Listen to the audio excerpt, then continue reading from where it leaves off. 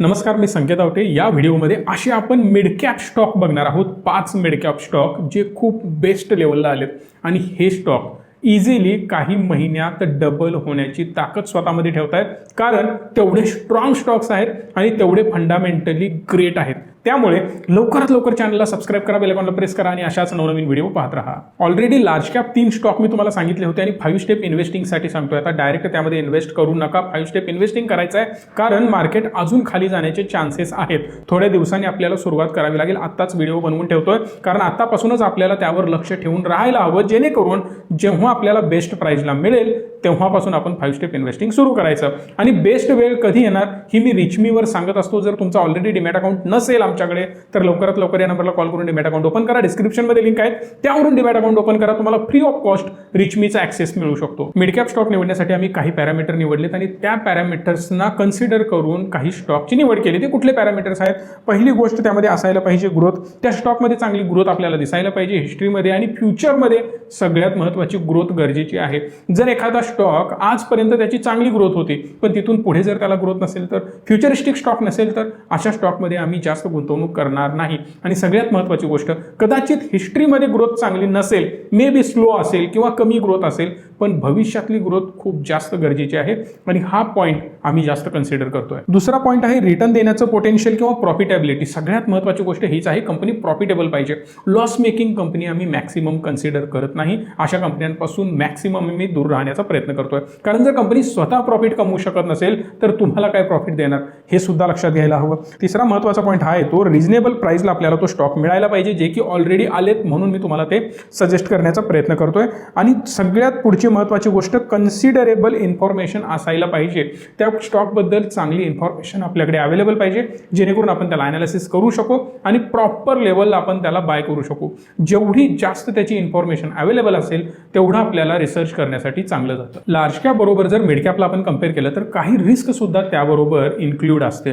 पहिली रिस्क असते value trap, आपण त्यामध्ये फसू शकतो. दुसरा आहे इनॲडिक्युएट रिसोर्सेस बऱ्याच कंपन्यांची कमी असतात, पण आपण मॅक्सिमम रिसोर्सेस अवेलेबल असलेल्या कंपन्या आता निवडलेल्या आहेत, जेणेकरून आपल्याला खूप चांगली ग्रोथ पुढे जाऊन मिळू शकते. Risk at a financial bubble. In short काय, एखादी कंपनी खूप जास्त हाईप क्रिएट करते स्वतःबद्दल, किंवा ऑपरेटर एखादा हाईप क्रिएट करतो, कंपनीला प्रचंड वर घेऊन जातो, 5, 10, 20 पटीने कंपनी वाढते आणि जेव्हा तो बबल बस्ट होतो ना, तेव्हा आपल्यासारखे लोक त्यामध्ये अडकतात, रिटेल लोक फसतात आणि ही मोठी लोक वरच्या लेवलला बाहेर पडतात. त्यामुळे तशा कंपन्यांना अवॉइड करणं आपल्या फायद्याचं ठरतं. सगळ्यात महत्त्वाची आणि पहिली कंपनी आहे CAMS, Computer Age Management Services Limited. ही कंपनी RTA आहे. RTA म्हणजे काय? Register and transfer agent. ही कंपनी सिम्पली तुमचे डॉक्युमेंट्स मॅनेज करण्याचं काम करते. तुम्ही म्हणाल मी म्युच्युअल फंड बाय करतो, SBI, ICICI, HDFC, कुठल्याही कंपनीचा तुम्ही बाय करत असाल, मग ही कंपनी डॉक्युमेंटेशन, तुमच्या रेकॉर्डचं काम ती एकटीच कंपनी करत नाही.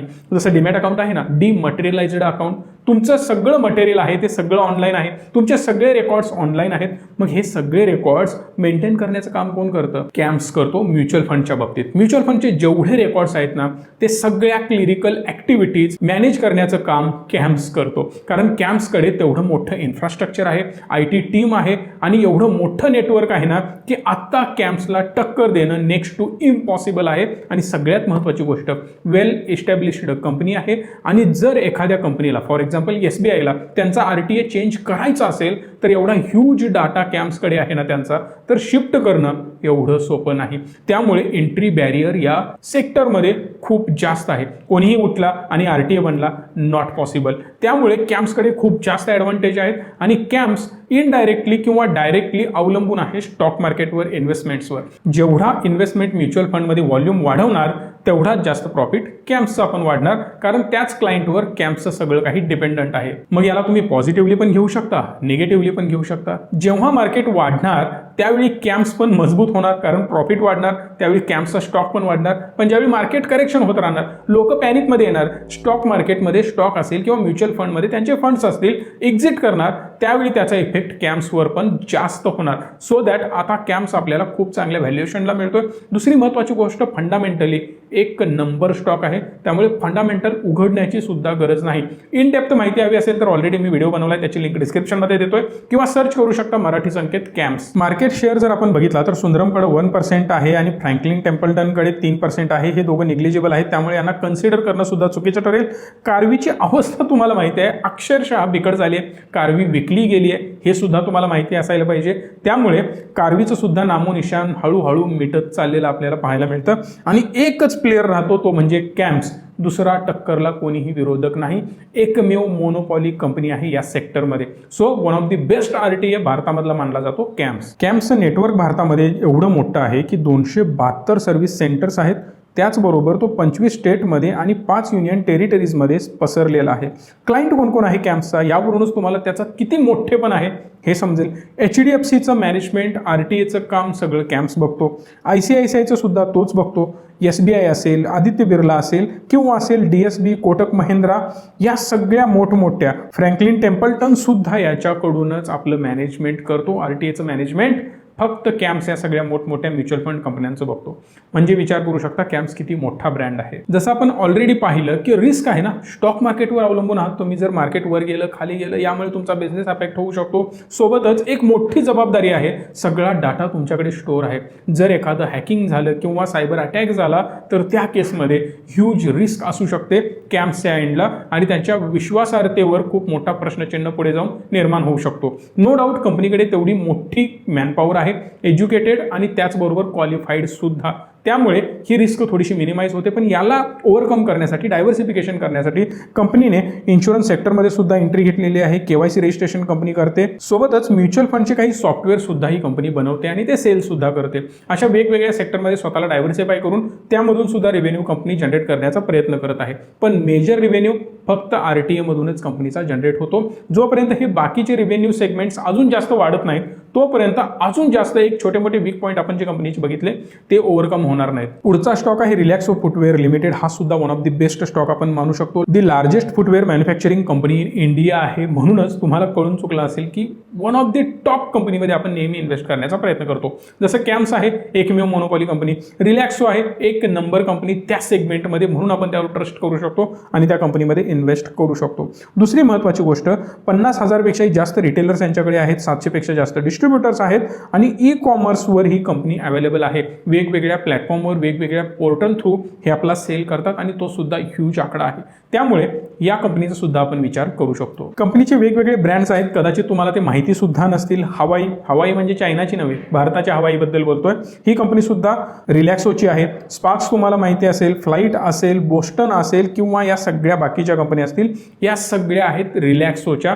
त्यामुळे या सगळ्या कंपन्यांचा जो रेव्हेन्यू जनरेट होणार तो सगळा डायरेक्टली जाणार रिलॅक्सोकडे. त्यामुळे रिलॅक्सोची ग्रोथ ही 100% शुअर आहे. Completely company almost debt free आहे, त्यामुळे तिकडे सुद्धा जास्त घाबरण्याची गरज नाही. जर इयर ऑन इयर ग्रोथ बघितली ना कंपनीची, ती सुद्धा प्रचंड आहे. प्रत्येक वर्षाला कंपनी दी बेस्ट लेवलला वाढते. डिव्हिडंड पेआउट सुद्धा कंपनी चांगला देते, त्यामुळे याचा आपण विचार करू शकतो. तिसरी कंपनी आहे पॉलीकॅब इंडिया लिमिटेड. ही सुद्धा माझी आवडती कंपनी तुम्ही म्हणू शकता किंवा one of the best fundamental असणारी company, one of the best chart असणारी कंपनी. खूप चांगल्या प्रकारे ही कंपनी परफॉर्म करते गेले काही वर्ष. मार्केट शेअर जर याचा कंपनीचा बघितला तर नंबर 1 कंपनी आहे, जी 24% मार्केट शेअर एकट्याने ॲक्वायर केलेला आहे. दुसरी महत्त्वाची गोष्ट, एक्सपोर्ट ती 60 कंट्रीजमध्ये करते. 23 मॅन्युफॅक्चरिंग फॅसिलिटीज कंपनीकडे अवेलेबल आहेत. 4,600 ऑथोराइज्ड डिस्ट्रीब्युटर आहेत आणि 2,05,000 रिटेलर्स कंपनीचे आहेत आणि कंपनी ऑलमोस्ट डेट फ्री सुद्धा आहे, त्यामुळे तिकडेही घाबरण्याची गरज नाही. चौथी कंपनी आहे BSE limited. BSE oldest stock exchange आहे भारतातला, जो 1875 साली इस्टॅब्लिश झाला होता. संपूर्ण जगाशी कंपेअर केलं तर 10 नंबरचा ओल्डेस्ट एक्सचेंज आहे जगातला, म्हणजे विचार करू शकता. 5,200 कंपन्या यावर लिस्टेड आहेत. झिरो लॉस मेकिंग कंपनी आपण याला मानू शकतो, कारण पैसा इन्व्हेस्ट करतो तुम्ही आणि आम्ही, पण त्यावर कमिशन घेतं BSE. एफर्ट कोणाला घ्यायचे आहेत? आपल्याला. पण त्याचं फक्त मॅनेजमेंट करतं BSE, बॉम्बे स्टॉक एक्सचेंज.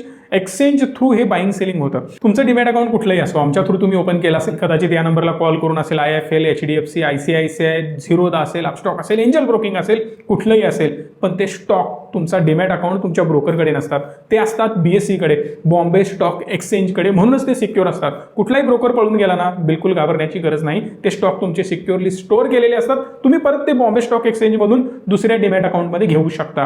ही याची ब्युटी आहे. यासाठीच एक्सचेंज काही चार्ज तुमच्याकडून घेतो, पैसे घेतो जेव्हा तुम्ही ट्रेड करता त्यावेळी, आणि हे सगळे पैसे बॉम्बे स्टॉक एक्सचेंजला मिळतात. म्हणूनच मी म्हणतोय की कष्ट घेणार आपण, मेहनत करणार आपण, लॉस होणार आपला, प्रॉफिट होणार आपला, पण नेहमी फायद्यात राहणार BSE, बॉम्बे स्टॉक एक्सचेंज. ही याची ब्युटी. फक्त एक गोष्ट आहे, मार्केट वाढत असेल तर BSEला जास्त फायदा वाढत राहणार, मार्केट पडत असेल तर BSEचा तोटा होत राहणार. याचं महत्त्वाचं कारण एक आहे की मार्केट जेव्हा वाढत असताना प्रत्येक जण इन्व्हेस्ट करायला उठतो, पण पडतं मार्केट त्यावेळी सगळेजण सेल करायला उठतात, कारण मला लॉस दिसतोय 2%, 5%, 10%. इकडे आपण चुकत असतो. ऍक्च्युली मार्केट पडताना आपल्याला इन्व्हेस्ट करायला पाहिजे. आपण मार्केट वाढल्यानंतर इन्व्हेस्ट करतो आणि इथेच फसतो. ही एक मेजर रिस्क आहे. दुसरी महत्त्वाची रिस्क म्हणजे NSE, नॅशनल स्टॉक एक्सचेंज, जो सगळ्यात मोठा कॉम्पिटिटर याचा आहे, जो अजून मार्केटमध्ये लिस्ट झालेला नाही. तो जर लिस्ट झाला ना तर BSEला मोठं तगडं नुकसान होऊ शकतं.